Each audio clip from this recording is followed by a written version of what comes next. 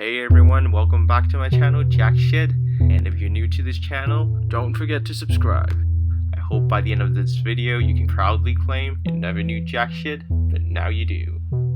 In today's video, I'm gonna make the Mjolnir, or the Thor's hammer, that was shown in the new movie Thor Love and Thunder. For some of you LEGO fans or Marvel fans, you might be already aware that LEGO did put together a Thor's hammer set. So why am I doing this again? First off, when I had the idea in mind, I did consider modifying the existing set, but considering relatively plain build and repetitive parts, I don't think it really justifies the staggering $100 price point. Secondly, with my extra parts laying around, I figured maybe I can make something unique and probably something as movie accurate as possible. In the end, I really like how it looks like, and it's terribly well balanced. Well, if there's too much weight, you lose power on the swing.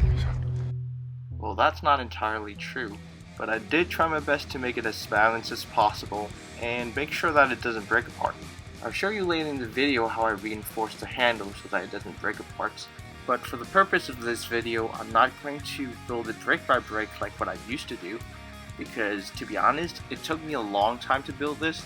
If I really decide to break them apart and make that video, I'm not that confident that I can actually put them back together. However, let me know in the comments, maybe if there's enough comments that want to see it, like 10 or 20 people that want to see it, maybe I'll actually do it. For my next video, I'm thinking of probably something about Doctor Strange or back to the Spider-Man Into the Spider-Verse theme.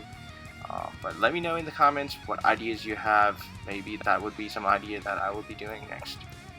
Alright, so I'm running out of things to say. Are you ready? to enjoy the music and the rest of the video,